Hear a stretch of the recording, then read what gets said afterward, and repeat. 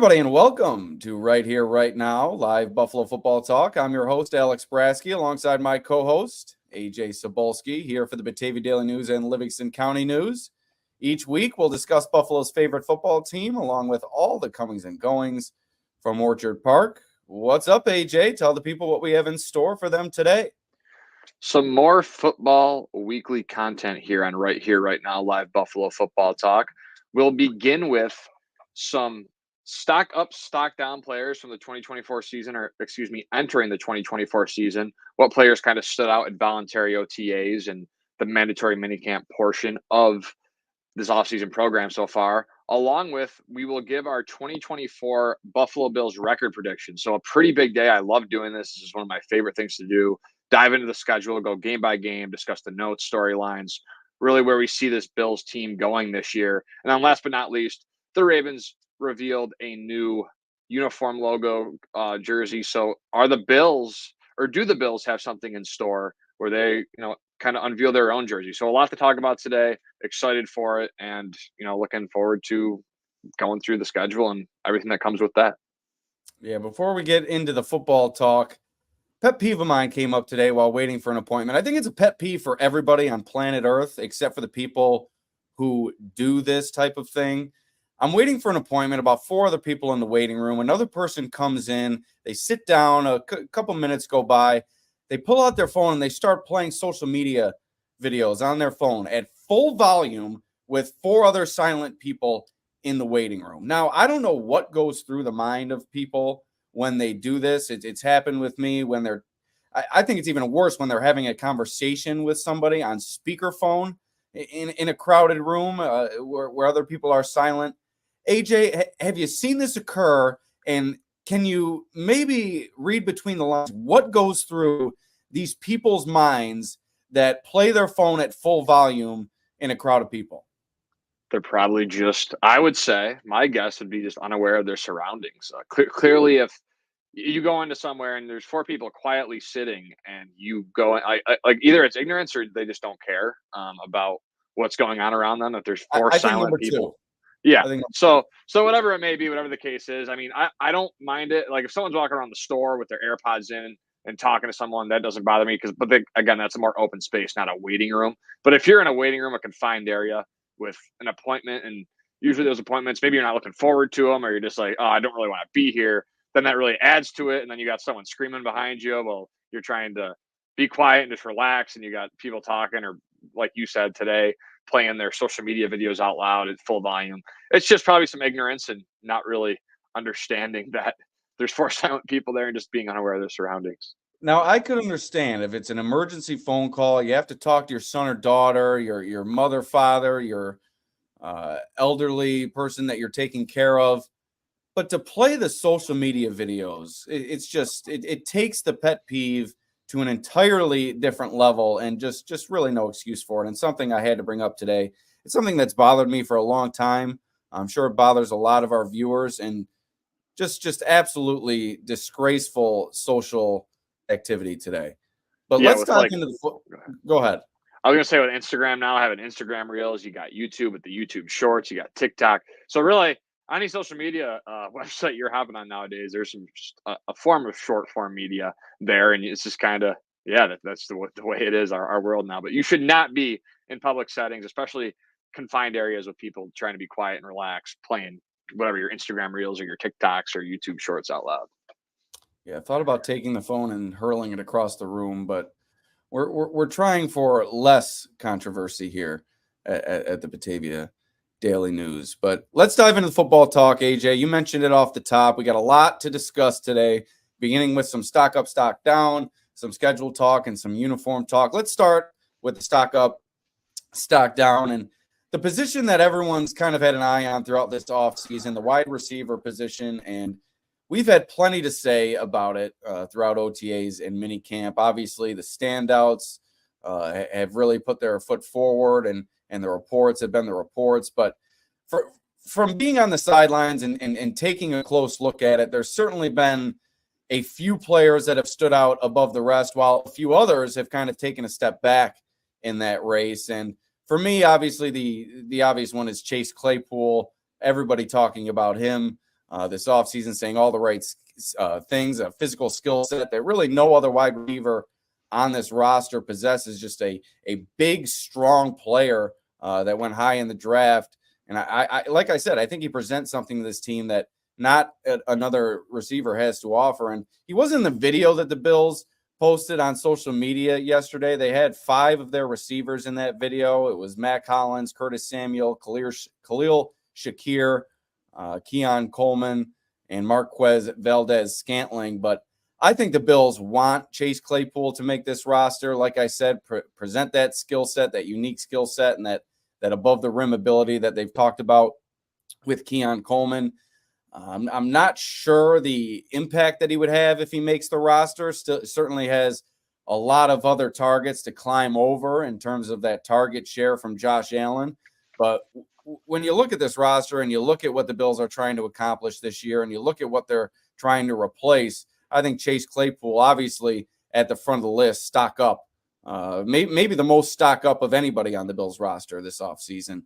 How do you view things in terms of what his role could be and what his ceiling could be in terms of statistics this year if he is to make the team out of training camp? Yeah, I wouldn't expect too much from a guy that's trying to rebuild his career. But with this receiving core, and I kind of wanted to add that Claypool's stock really went up, and it could have went bad, I guess, at OTAs and minicamp. But joining a room like the Bills have currently with the combination of Josh Allen and a Joe Brady that really tries to utilize every piece in an offense, I think it was important for Claypool to find a spot like this. It's really just, I said it when they signed Claypool on Twitter, that he is a guy that needs this, and absolutely needs this, because he's in a room where he can really try and prove himself. He spoke with the media right from the get-go and said he's bought in. He wants to really change his career around. So I think not only the talking to the media, the situation he's in, and the play on the field, all that combined really makes me feel a good spot for him heading towards training camp. I don't really expect much. Again, it'll be interesting to see what he can do in terms of special teams usage during training camp. Got it out, but I'm interested to see what he can do, and I'm looking forward to, again, another kind of guy that's trying to build his career back. That the Andy Isabellas and the KJ Hamlers of the world that are on this wide receiver depth chart. A lot of guys trying to build back their career, and what a better opportunity to do it with Josh Allen and an elite offense. Yeah, quickly, you mentioned Hamler. He's another one who kind of had an up and down offseason activity period, dropped some balls, but came up with a big play toward the end of minicamp. Brian Thompson made big plays throughout. So those are 2 players also trending up, in my opinion. Well, on the other side of the coin, Justin Shorter, Tyrell Shavers, also bubble players at that position, fighting just for relevance within this wide receiver room. Justin Shorter, a draft pick and certainly relevant amongst the fan base, but didn't really get a chance to shine last year. And Tyrell Shaver stuck on the practice squad and really fighting for an opportunity. He's been up and down as well. He's made some big plays, but drops have been a concern with him as well. A lot of these guys like Hamler, you look at Khalil Shakir with his punt return ability, and Andy Isabella, another player under the radar trying to fight for his position. A lot of these guys in the mix for that kick return position, and the changes with the kickoff rule could present some added opportunity for some other guys. Maybe a Chase Claypool they throw back there, see what his athletic skill set can do with that new rule. But I think right now, who do you have for kick return in that kind of competition? You got a Hamler, you got Shakir, you got Hardy, you got Isabella kind of in that kick return, punt return role. Is there anyone else you see competing for snaps back there in this new kickoff rule, and perhaps having that be a gateway to the roster? To be honest, it's kind of difficult at this point to know what the Bills are going to do, because they really have not been able to solidify that position since like an Andre Roberts, who, again, he wasn't there for that long, but he at least, going into the season, okay, this guy's going to be the punt returner. With Isaiah McKenzie, the Deontay Hardys of the world, the mismatch. Micah Hyde was even that back there at one point. There was never really a consistent player returning kicks or punts. So I'm not really sure. Like you mentioned, the Shakirs, the Isabellas, can Hamler do it?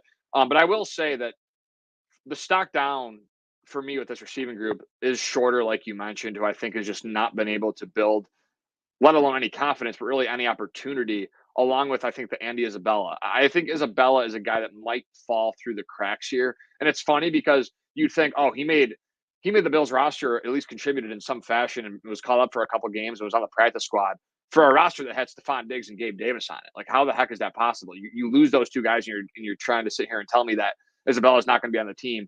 I just think with the Hamler edition combined with, I think there's 5 locks right now, and if you're fighting for 1 or 2 spots, I want to give the edge to Hamler and Claypool right now, and I just see Isabella as someone who's falling through the cracks, maybe someone they can bring back on the practice squad. But for stock down, just based off of what the Bills wide receiver room is this year, it's not as top heavy, but there's more loaded depth.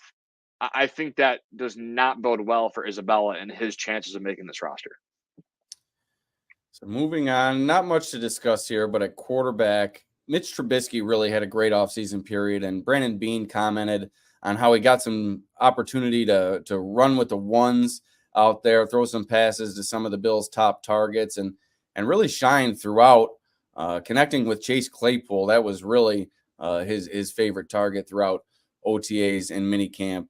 But I think he's fitting right back in here after a brief respite away from the Bills. He certainly brings more to the table than Kyle Allen did. And if Josh Allen is ever to go down, that's certainly going to be a disaster. But it's comforting knowing that you have a more suitable backup back there in Mitch Trubisky. Yeah, you have a guy with playoff experience. He started games for multiple organizations, the Bears and Steelers. We've talked about it extensively. I think a couple episodes ago, we really dove in on Trubisky a little bit. But yeah, you just want a guy back there that can come in, run the offense, kind of be a safer quarterback, which I think Trubisky is. I don't think he's that much of a risk taker. He's going to get through his reads, check it down, be that quarterback that you can call upon and ask him to be a reliable guy back there. And I think that's what he is. He wanted to be in Buffalo the second, he got here. He talked about how the comfortability of being here and his family and how they loved it. So I think having a guy behind Josh Allen who's not only going to instill confidence in him, and he's been around the league and has had that experience in the playoffs, but he's also a guy that can be reliable and called upon if needed. And I think another aspect of bringing Trubisky back, he gives you a better look in practice as well. When you're producing your game plan on the defensive side of the ball, having him out there running the scout offense, I think might also be an added bonus for bringing him back as well. Running back James Cook, a little bit stocked down during the offseason activity period. Expected to be the bell cow back this year and really had a heck of a year last year, 6th in the league and in all-purpose yards. Finally figured that out, AJ. We were kind of going back and forth on that the last few weeks. But if these drops continue, as they did during minicamp and the OTA period, how long would it take, do you think, for the Bills to start looking at a Ty Johnson or Ray Davis as a more significant role in this offense? You'd like to see James Cook, like he did last year, take the bull by the horns and produce the way that he did. But if you can't count on him in these situations to secure what have been easy passes thrown his way, I'm not sure how you can look at him as the running back of the future, or even going forward into the late weeks of this season. Yeah, James Cook needs to, again, refine his pass catching and, again, stop those stupid drops and also become a better pass blocker. So, again, I think with this offense this year, he's going to be the bell cow, I think, throughout most of the season. But if he continues to have those drops, obviously you're going to see an extended look at Ray Davis and Ty Johnson in training camp. Maybe they can show something. But I just at the point with James Cook that he's probably going to be the guy. You got to live with it. I think he's a serviceable back in this league. You might just have to live with the drops, and that's what that offense revolves around. That's kind of just what happens. And you have a Ty Johnson and Ray Davis who do have that pass catching ability. But actually, I want to send a question your way. The Patriots just signed Ramondre Stevenson to a 4-year, $36 million deal. Are you willing to pay James Cook that type of money? James Cook, if you look at their stats, they're pretty comparable. I think James Cook has a little bit more explosion in terms of stats at a younger age because he obviously got involved more. Stevenson, it took a little bit. So would you sign James Cook for a 4-year, $36 million deal? Off the top of the head, go. I think if he's able to solve those drop issues this year, if you're asking me at this point, no. But if he's able to put those drop issues behind him this year and really satisfy those concerns, I think that I would pay him, but I don't think the Bills will. I think the Bills have a system and how they like to operate with their running backs, kind of work it through the draft, pick off the free agent pile. I'm not so sure we'll see James Cook get a second contract in Buffalo. It certainly hasn't been their MO.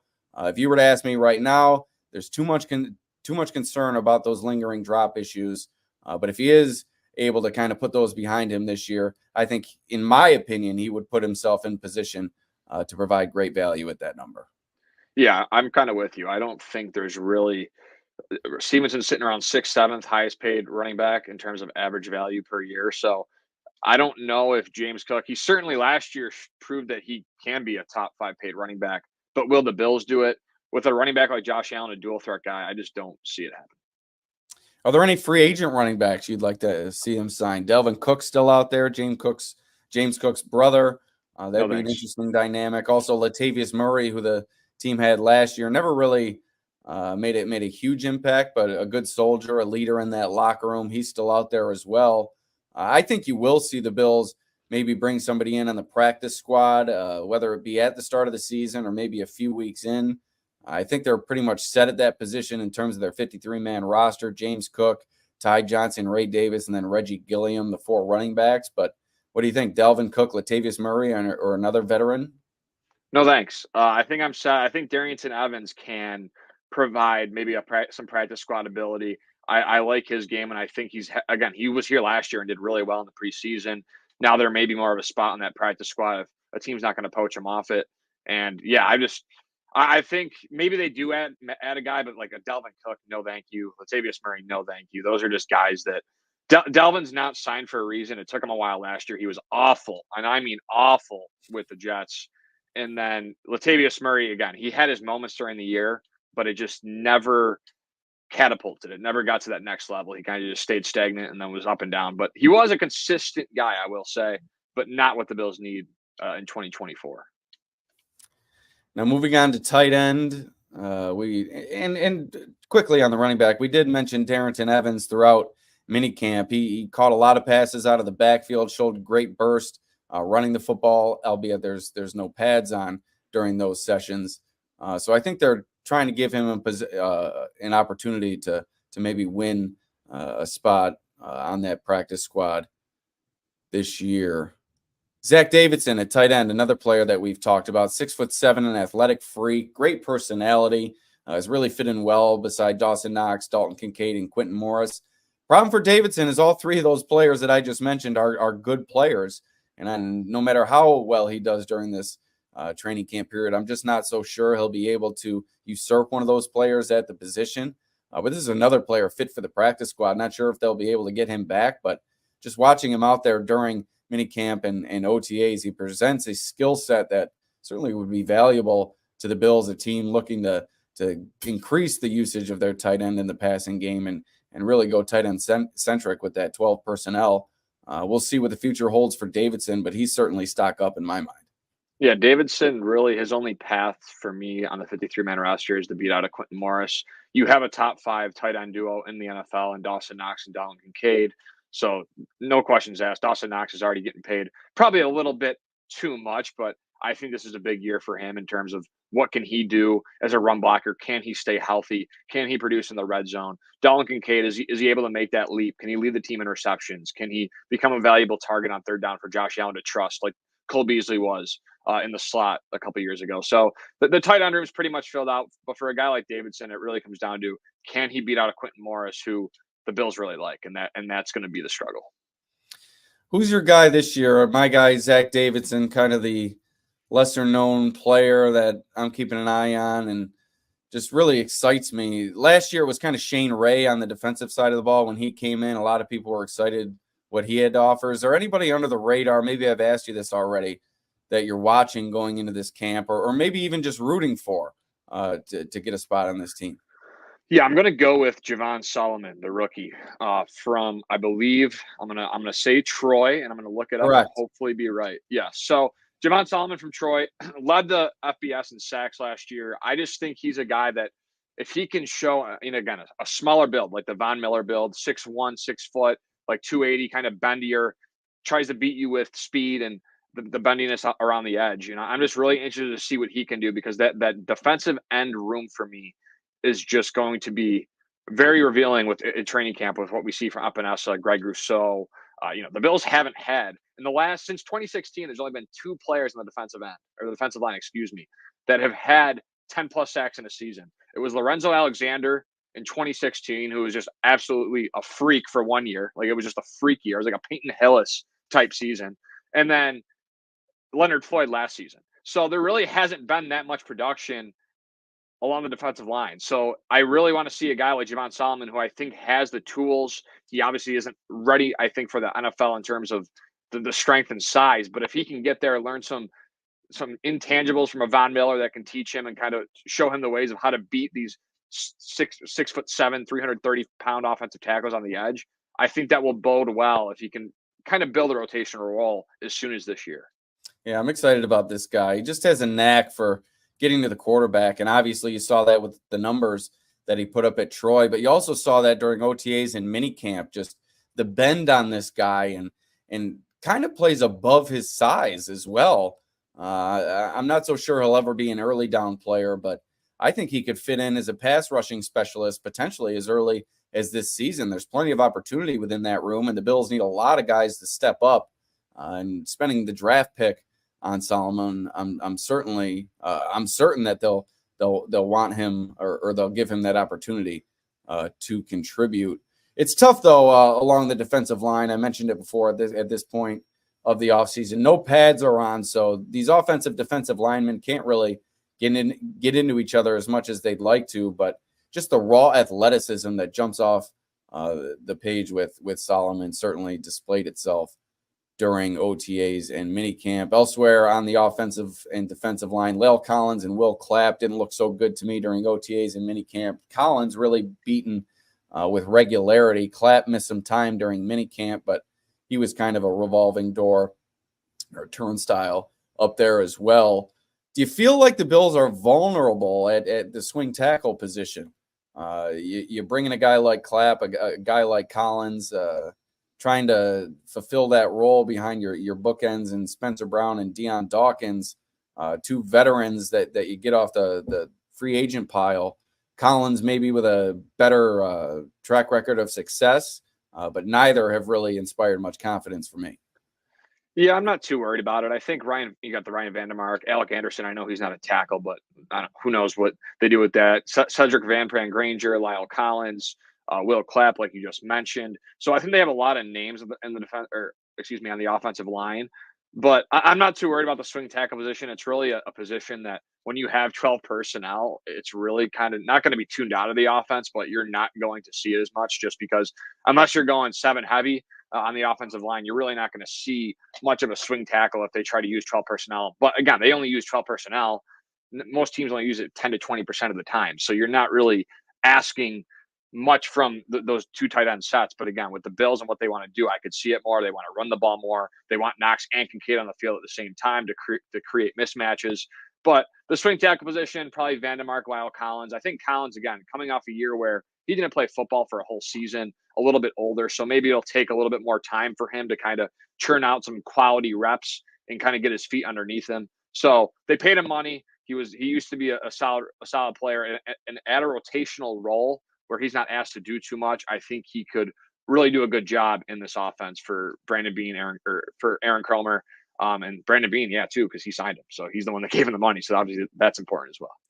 We mentioned Solomon on the edge, inside on the defensive line. Dwayne Carter, the rookie, seems to be fitting right in. Again, the pads are not on, but when you compare him to a first-year player like Cole Bishop in the safety position, I think there's a little bit less to digest at the defensive line position, and I think that might help Dwayne Carter fit in a bit quicker than you might see a Cole Bishop. And Bills certainly need this guy too. You have Ed Oliver and Daquan Jones, but so much left to be figured out behind them in terms of the depth roles. I like what I've seen from Deshaun Williams and Austin Johnson, but just not sure if that's going to be enough and what we're going to see from Carter.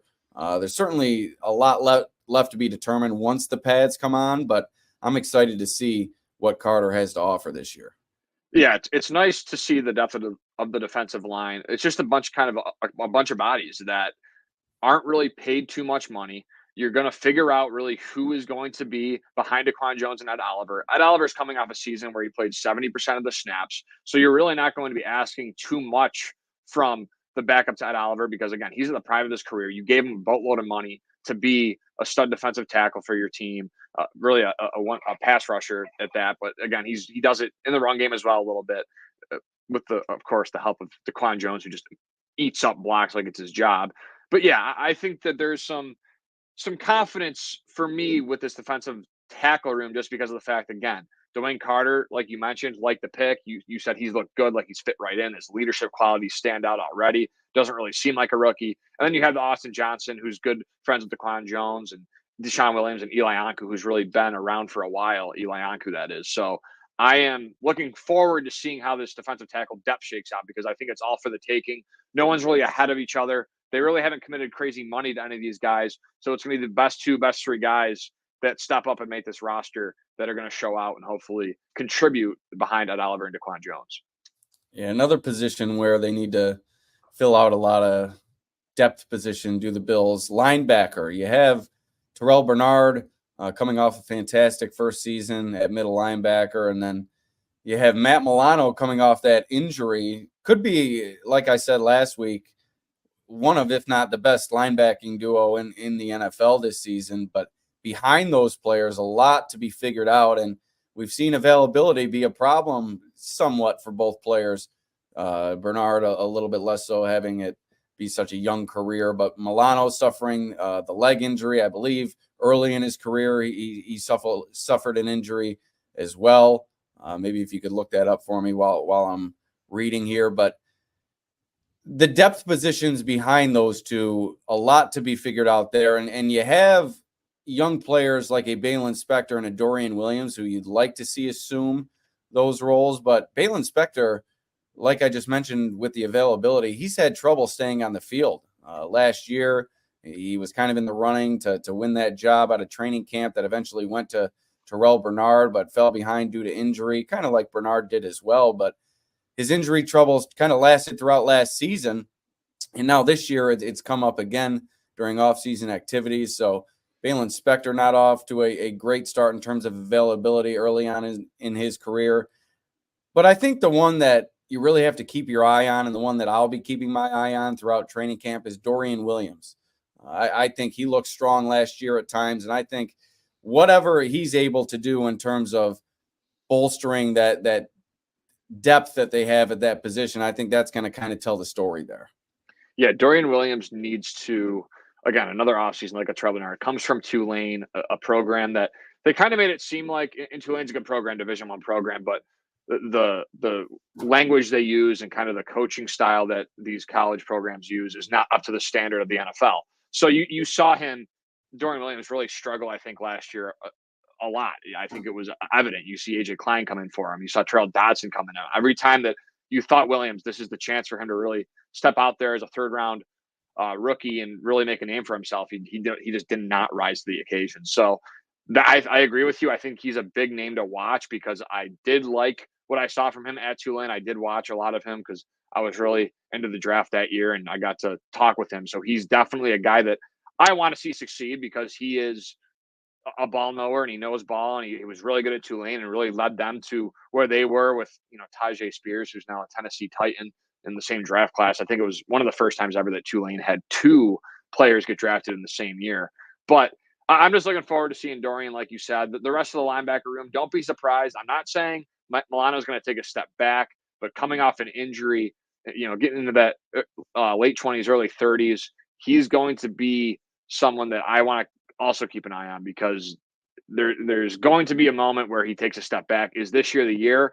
I don't think so, but there's definitely that possibility. And like you said with Bernard, coming off probably one of the best middle linebacker seasons in terms of first years as a Bills middle linebacker that I've seen, that I've experienced. So really looking to see what he can do as well.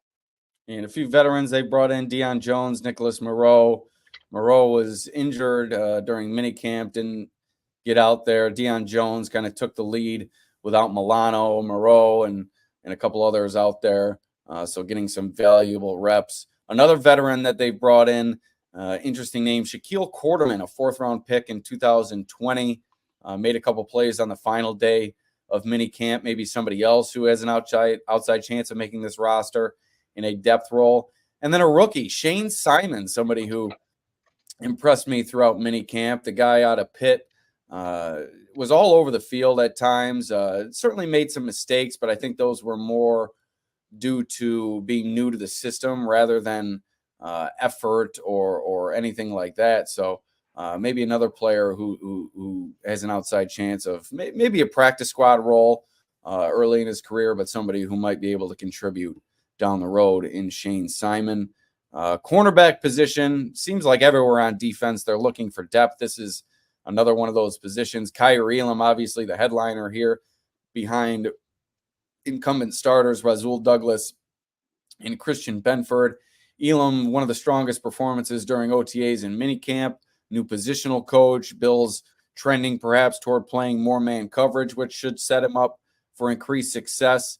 This is kind of a make or break it year for Kyer Elam. A lot of people picking him to break out. I think I saw a column today on NFL.com, I believe it was, that picked him as a breakout candidate. And, the Bills certainly need him, and we've talked about it in the past. We won't spend too much time on this, but what do you think Elam really needs to solidify the most in order to put his best foot forward in terms of competing for an increased role on defense? Yeah, just that consistency. Definitely a big stock up. I would say Elam stock up on the defensive side of the ball, maybe a Claypool on the offensive side of the ball, just for the biggest, I would say, stock up on both sides. But yeah, Elam is it's been a journey for him, and I hope that he can break out. And he's not going to be able to break out, though, if he doesn't see the field. That's obviously a big part of this, because I think Benford and Douglas definitely have the cornerback 1, cornerback 2 position locked up, whatever way you want to put it, whoever you think is the better corner. I think Benford, but we've another talked day. Availability, though, and Benford certainly has had trouble with Right. that. He's missed time here and there throughout his early career. Yeah, so availability is always questioned for a lot of these guys. So Elam just needs to be ready and step up and be that guy that they need him to be, not the flashy guy. Maybe he can still make those splash plays, but they need him to be consistent. He's got to be in the right spot at the right times, and that will bode well for him moving forward as he tries to really put his footprint on this Bills roster. Yeah, pleasant surprise for me. I'm not sure if the Bills would call him a pleasant surprise having drafted him, but Daquan Hardy during OTAs and minicamp made a number of plays around the football. I think broke up a pass in the end zone intended for Chase Claypool, a smaller guy, projected as kind of a nickel cornerback, a backup to Taron Johnson. Bills need that. If Taron Johnson is to go down, that's such a key cog in their defense. They need an adequate player that will be able to step in behind him. And Hardy's shown some promising signs very early in the process, albeit, but he also possesses that kick return, punt return ability that we discussed before as well. And that speed and athleticism is something that will give him a leg up in the fight to make the roster. Yeah, it'd be nice to have some known depth behind Taron Johnson. I think that's been maybe a concern, maybe the past couple of years. Maybe that's why they went and got a Hardy on the third day to try and provide some depth there at that position. But yeah, Hardy, it'll be interesting to see him. I can't wait to get a first look at him and at St. John Fisher and go from there. And just wrapping this up, safety, Damar Hamlin. We've spent plenty of time talking about him. I think any trepidation that he had last year at this time is gone. I think he's ready to hit the ground running in training camp. You saw him take the handoff on the fake punt. Didn't work out very well, but didn't really seem to show any hesitation on that play. And I think he's far enough removed from any of those thoughts that I don't think they're ever going to leave him. But I think he will be able to compartmentalize and continue his progression during this off season. So a lot to look for from Damar Hamlin during training camp. He's certainly experienced in this system and somebody who could help a guy like Mike Edwards or a Cole Bishop maybe acclimate themselves to what's a new system for them. So certainly valuable, maybe even beyond his production on the field. Special team, Sam Martin certainly stocked down just due to his holding performance the last time out with Tyler Bass. Didn't get to see a lot from Sam Martin, so it might be a little bit unfair judging him on one day, but he was mediocre punting the football last year. And if you look at Jack Browning's stats from college, they were better than Matt Araiza's coming out. And if he's able to hold as well as he did on that one day where Tyler Bass went 7 for 7 with Browning holding for him, Browning's going to have a route to make this roster. Yeah, for sure. I don't really like the idea. I think I've seen enough of Sam Martin, but if the Bills decide to go that route, that's okay. It's a punter at the end of the day. But yeah, Jack Browning, interested to see what he can do. Held the ball well for Tyler Bass, like you mentioned, in voluntary OTAs and mandatory minicamp. So interested to see where he goes from here. And again, a guy that is fighting for a roster spot, just like a lot of these guys. And maybe Sam Martin's job is, I would say, definitely up for grabs right now. That's definitely the punter palooza is definitely in full effect. Yeah, I was just going to say this. I think it's one of the few true competitions for a starting role in the Bills roster. I'm trying to look elsewhere. I had the roster pulled up for me a second ago. It is. I mean, there's tight end, receivers, running backs, quarterback, offensive line. I mean, unless you see like a Van Pran Granger kind of take a spot from McGovern and he slides to guard. But I really think from the way McGovern maybe Edge, not sure if AJ Epineza or Von Miller is going to start, but I don't think that's really a competition. I think that's just them kind of feeling it out and seeing what suits them better. So yeah, I think punter is it might be in the spotlight in training camp, the only starting position perhaps up for grabs. Yeah, it would be it'll be fun. And yeah, like I said, there's nothing really of sorts across the offensive line, maybe some flip-flopping, but Connor McGovern was so confident in his presser. Like I said in the previous show, I felt like he was been ready for this moment for his whole life. So I don't think he's going anywhere. Yeah, and hopefully whoever wins that punting job can get Tyler Bass back to his 2022 form, because that last day at minicamp left a sour taste in a lot of people's mouths. A poor performance. Stock down. Yeah, stock down for Tyler Bass at this point of the offseason.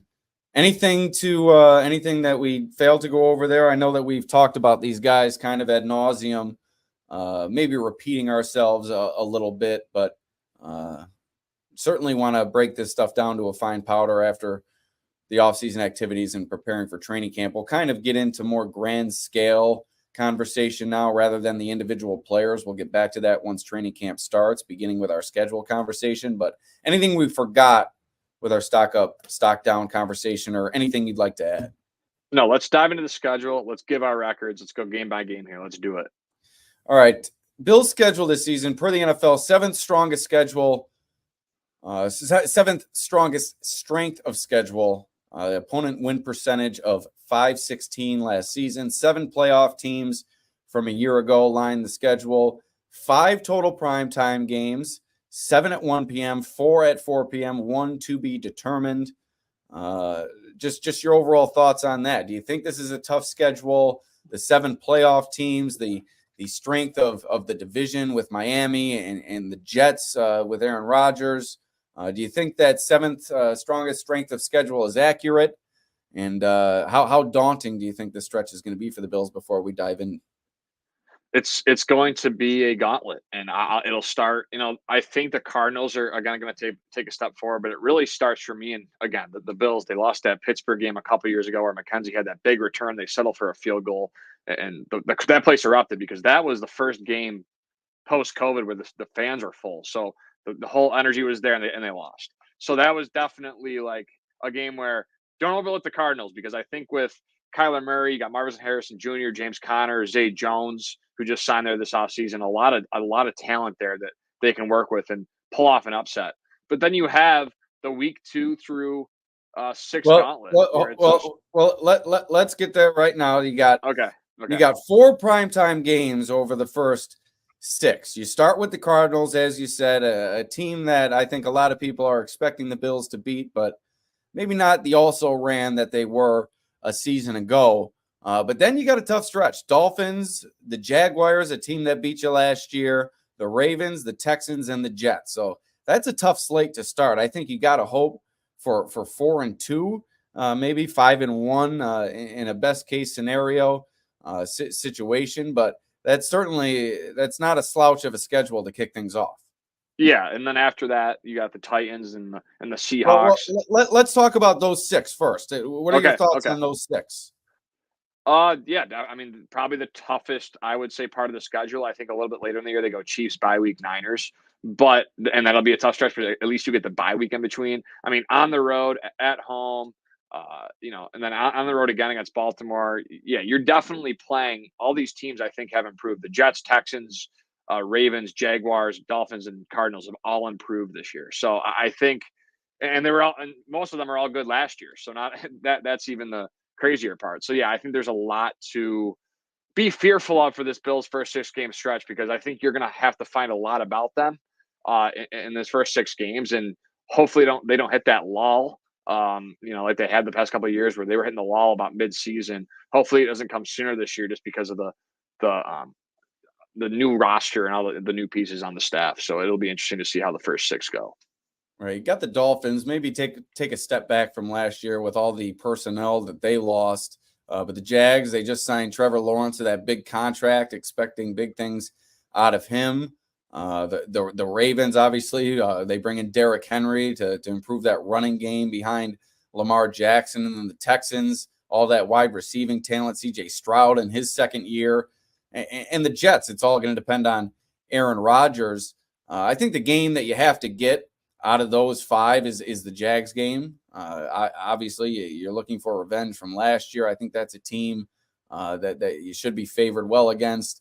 And also that Dolphins game. I think those are the 2 games in that 5-game stretch that you have to get. And then Ravens, Texans, Jets, if Aaron Rodgers is still playing past one play during the regular season. I think those are clearly the most difficult 3 games of that first 6-game stretch. But yeah, certainly very difficult early stretch for the Bills. You mentioned how the Cardinals, like we said, a little bit better, and then those 5 teams following. Week 7 through 10, you broached it. That's where the Bills have to get fat this season. They almost, I shouldn't say have to, but they really should be looking to go 4-0 over this stretch. You have the Titans, the Seahawks, the Dolphins at home, and the Colts. Those are 1 out of 4 playoff teams from a season ago. The Colts with Anthony Richardson coming off that injury. The Seahawks, certainly not a team that strikes fear in anybody. The Titans, kind of in rebuild mode, not striking fear in anybody. This is the stretch, weeks 7 through 10, before that week 11 matchup with the Chiefs, where the Bills have to take care of business.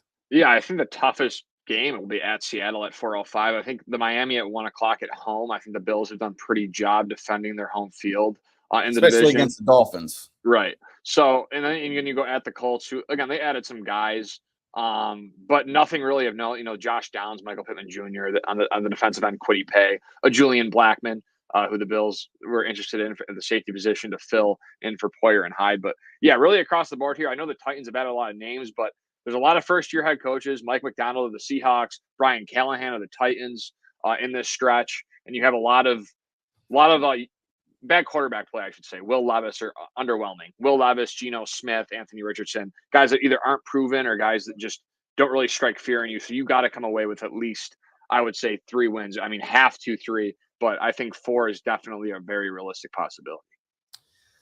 So you're hoping to enter week 11 against the Chiefs at about 7-3, 8-2.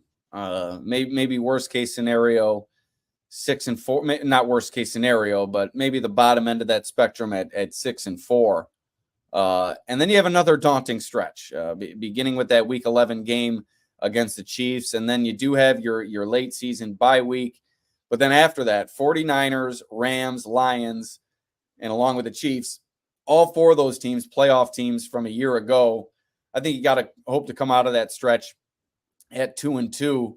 It's not only that they were playoff teams from a year ago, with the exception of the Rams, you might have the 3 best teams in the league from a year ago, the Chiefs, the Niners, and the Lions, all within a 5-week stretch. That's going to be a tester for the Bills. Yeah, the Lions aren't going anywhere. I think they're going to be a juggernaut. Aiden Hutchinson, Terrion Arnold, their first-round pick from this year. Sam Laporta, who had a career year at tight end. Jameer Gibbs, Amon Ra, Jared Goff, they just signed to an extension. So that's going to be a daunting task. You have the Rams, who Matt Stafford, I still think has it. Obviously, Kupp and Nakua. That's going to be a tough test for Benford, Douglas, and Elam.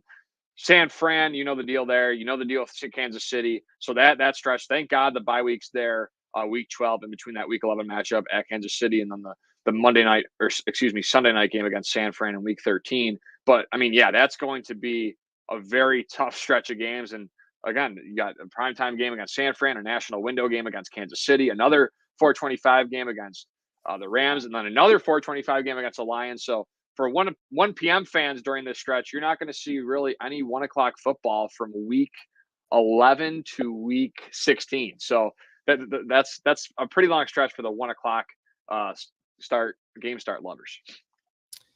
And you finish with the Patriots, Jets, and Patriots.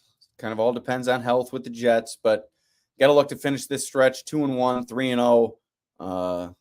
I think it's fortunate that you get the Patriots twice late season when you could be contending for the divisional lead or playoff positioning. Patriots are going to be probably bottom of the division, perhaps bottom of the conference this year.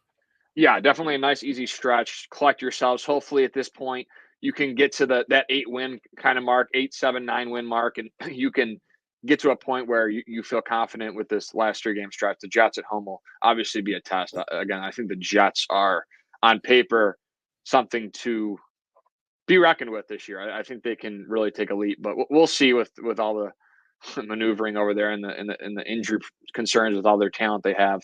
But yeah, it's going to be a nice, easy stretch. Do you want to go through really quick, and just win-loss and give our final? That's what we're about to do, AJ. All right, I'm on the same mindset here. Let's start with Week 1, Arizona Cardinals. I know that you think it's going to be a tough game, and I agree it'll be a little bit tougher than a lot of people might be thinking. The transition that the Bills are going through, and just the talent that the Cardinals have at quarterback, and really beyond, bringing in Marvin Harrison Jr. I think this is a win for the Bills. Yeah, I'm going to agree with you. Now, I will say that the defensive line's got a tough task right away. Matt Milano and Terrell Bernard also have a tough task. They're going to have to limit Kyler Murray's running ability, which I think the Bills have been hurt by that in the past. Mahomes especially, I think his awareness is just second to none. That's a kind of a bad example because he's just so special. But the running of Kyler Murray could cause some issues. But I think the Bills do get it done at home. The hyped up Highmark Stadium in the first game back. I think it's a win. Week 2 at the Dolphins, 8:15 p.m. on a Thursday. You're not going to have to deal with the heat as you did a few years ago. Saw the Bills wither away on that sun-filled sideline, so I think that helps you. A September game in Miami, certainly on paper you'd think a little bit fearful, but being at 8:15, that takes that out of the equation. And Josh Allen owns the Dolphins. I think that's going to continue this year. Dolphins are a little bit better early in the season than they are late, when they tend to wither away down the stretch. But give me the Bills to start 2-0. Yeah, no Vic Fangio this year, which again you heard all offseason that Dolphins fans were going to stop. This is the year that the Dolphins figure it out, because we have Vic Fangio. Well, he's canned after a season, so obviously that did not work. But they added a new defensive coordinator, Anthony Weaver, Thursday night in Miami. I want to go loss here, but I'm going to give the Bills a win to start 2-0. I think they get it done on the road. Like you mentioned, Josh owns them. They added the likes of Odell Beckham Jr., and they have some talent on the offensive side of the ball, but I don't think that Dolphins defense will be able to stop them, and the Bills move 2-0. Revenge game against the Jacksonville Jaguars, Monday night, 7:30 in Week 3. Looks like that'll be a part of a doubleheader. Yes. Perhaps, or maybe what they did last year. Didn't they have them 2 games going on simultaneously? Yeah, the second game starts. I don't know who it is, but it's always that 8:20 start. So like you can get they kind of frame it where when the 7:30 game ends, then you can watch the fourth quarter of the 8:20 game, or they kind of put it out on the TV, so it works out nice for you. So if you're viewing it, but yeah. So September 23rd, 7:30, Week 3, Jaguars revenge game. Milano got hurt. The game Von Miller returned. Not really a great day in Bills history all around. No. But I think they're going to get the vengeance that they're in search of this season. Home game last year, you had to travel over to London. This time you host them at Highmark Stadium. Give me the Bills to start 3-0. Give me the Bills to start 3-0 too. I think they can get it done this year. They do have a 3-headed monster at receiver. Gabe Davis, Christian Kirk, Brian Thomas Jr., the first round pick from LSU. A lot of Bills fans were clamoring for him and thought the Bills could trade up, but they didn't. Monster might be a stretch. They certainly have 3 heads at receiver. Okay. I think that with Evan Ingram there, with Travis Etienne and that receiving core, I think that offense with Trevor Lawrence could really take that leap that they've kind of been waiting for.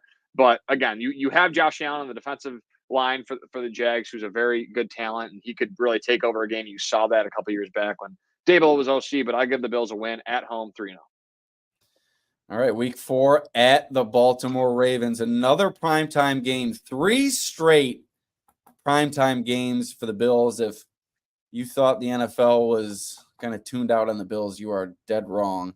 At the Ravens, 8:20, September 29th, week 4. I think this is going to be a tough one for the Bills. Lamar Jackson hasn't proven to be that difficult for the Bills to solve in the past, but with the addition of Derrick Henry, Ravens might be my Super Bowl pick this year. So 3-1. Yes, what did I say? You didn't say anything. I was just making clarifying. Yes. Okay. Loss. Okay, correct. Loss.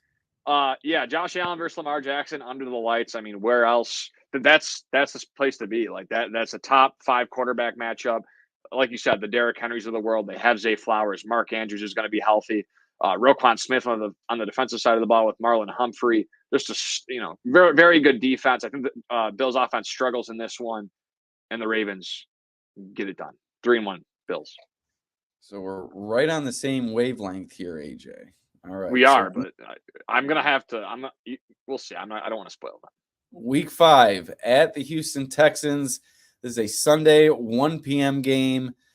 Bills versus Stephon Diggs.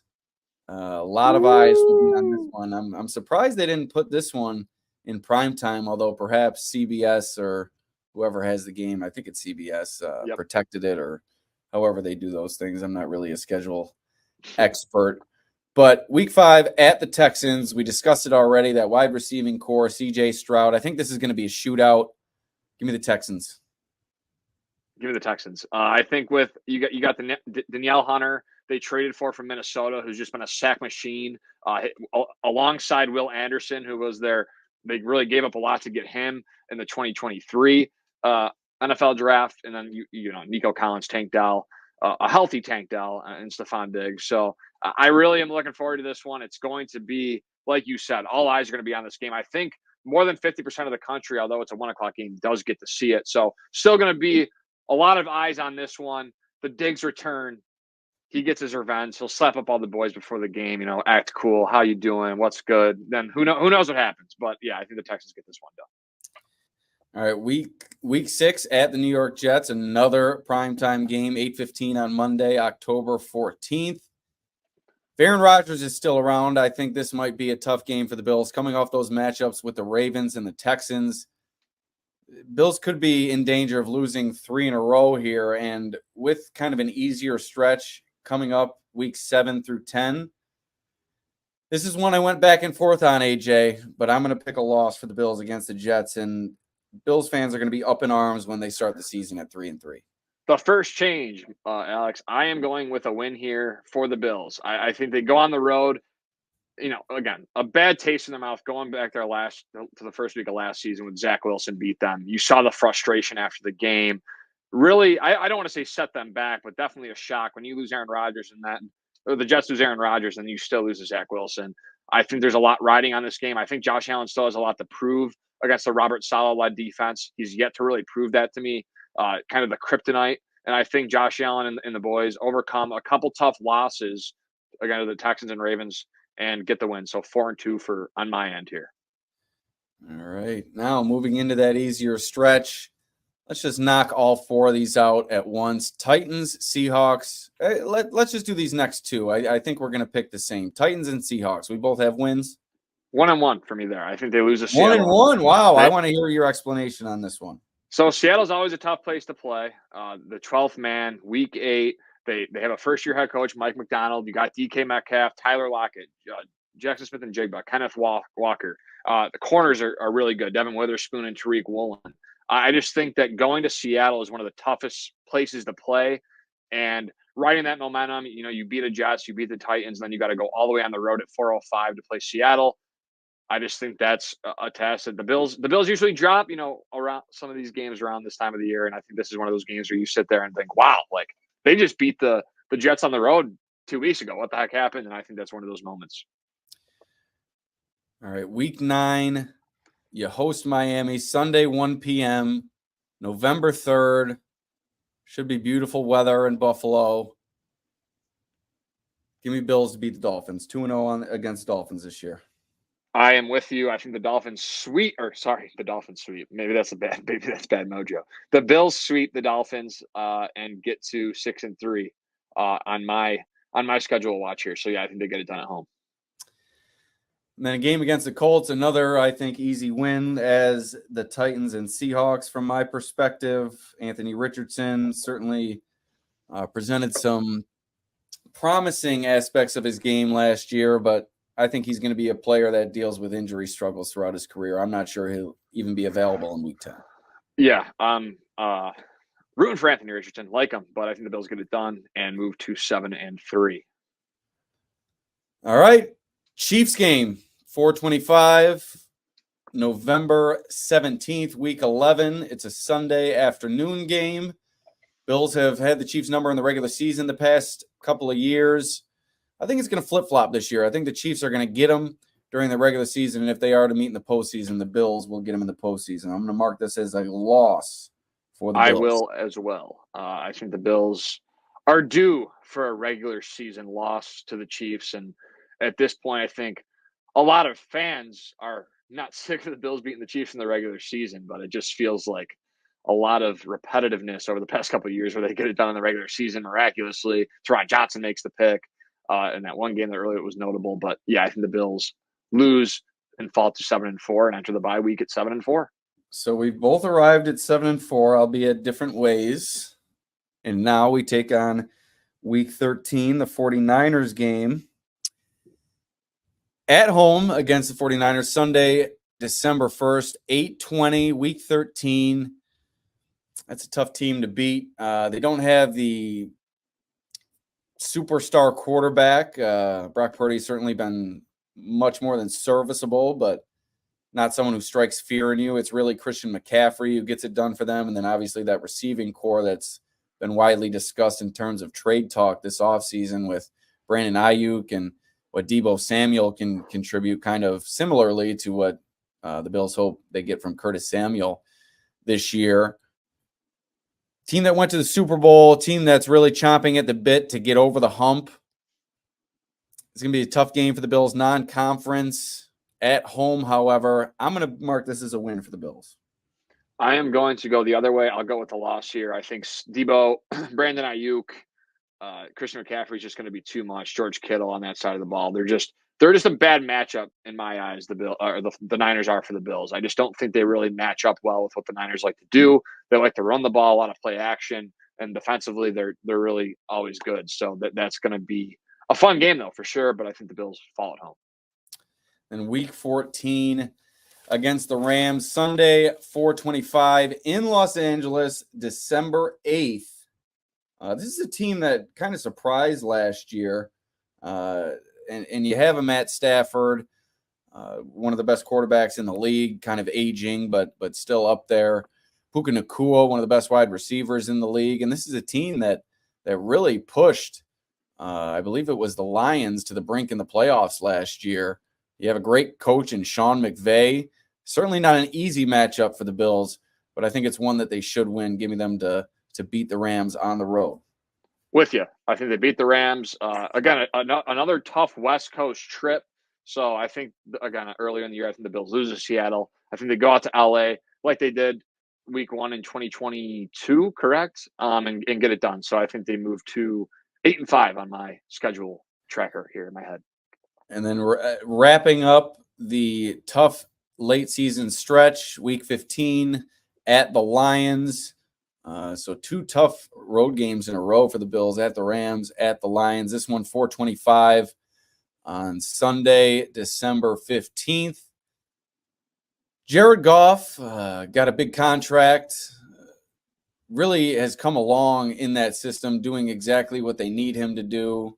They don't need him to do too much, but he's made some big throws that they needed him to make, and certainly done more than I ever thought he would with the Lions when the Rams made that move. Yep. This is a tough one for me to pick. I liked the Lions last year, but I think this is when the Bills always seem to turn things on, and give me the Bills to beat the Lions.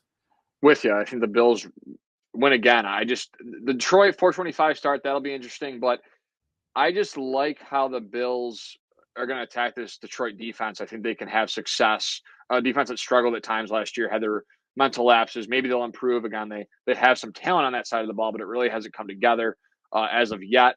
The offense, that's going to be the story, but I think the Bills can get to Jared Goff, cause some turnovers, and the Bills prevail and move to 9-5. Final 3 games of the year, all in the division. Jets split 2 matchups with the Patriots. So week 16 at home against New England, week 18 at New England, week 17 at home against the Jets. I think the Bills finish the season on a 6-0 run after their bye week. And I think they're going to sweep these last 3 games. I think Aaron Rodgers will be out of the picture by week 17. Give me the Bills to finish with a 6-game winning streak. Yeah, I'm going to go 2-1 here. I don't think the Bills are going to win every game of the division. I think they're due to drop one. I think it'll be the Jets at home, week 17. The Bills, I think my prediction is going to be 11-6, which is really where I had this team. It just feels like an 11-6 year for this club, and I think that there's still some hope that I think that will win the division, especially if they're going 5-1. But seeding wise, who knows? Because I think the AFC is going to be a very competitive conference this year. So who knows where they'll end up? I mean, they were 6-6 after week 12 last year and ended up as the 2 seed. So who the heck knows what's going to happen with seeding? But yeah, that's where I have them 11-6. So you have them 11-6. I have them 13-4. That would be Alex. If they go, that would be great. That'd be great. I think it's all going to depend, obviously, on that stretch with the Niners, Rams, and Lions. If they go 1-2 there, you might see their record go the other way. But if they can go 2-1 or 3-0 over those games, I think they're really going to set themselves up well come playoff time. But we've gone through the schedule, and we'll just close it out with this. We're over an hour now. I think it's time for the Bills to introduce their red helmets. The Ravens came out with a sweet throwback. I don't know if alternate uniform. The Vikings, I've enjoyed this offseason. That all white look is sharp. It's time for the red helmets. Josh Allen brought it out during the practice at Highmark Stadium. Fans loved it.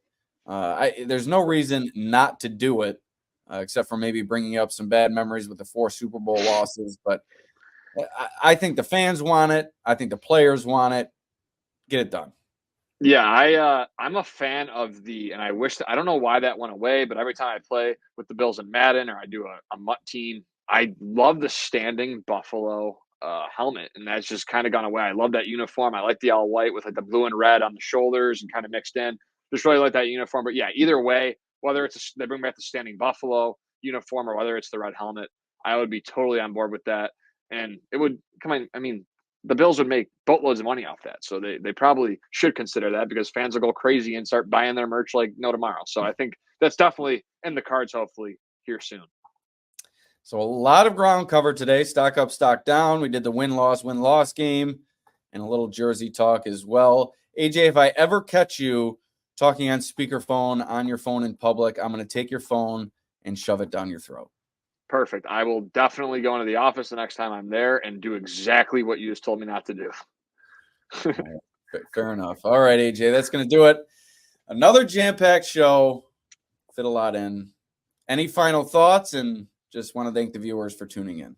Yeah, thank you to all for tuning in tonight. It's been a great episode. A lot. I love doing the win-loss game. Very fun. For me personally, just like going through, throwing out some prediction out there. If they hit, you can act like you're the smartest person. If you don't, you really don't talk about it again and move on with your life. So yeah, I really do enjoy that game, and it was fun breaking down the stock up, stock down players, going through the roster. And again, everyone who's listening on audio, on video, please like, share, subscribe, rate. We greatly appreciate it, and continue to support the Right Here, Right Now Live Buffalo Football Talk podcast. All right, that's going to do it. We'll see you next time. Peace out.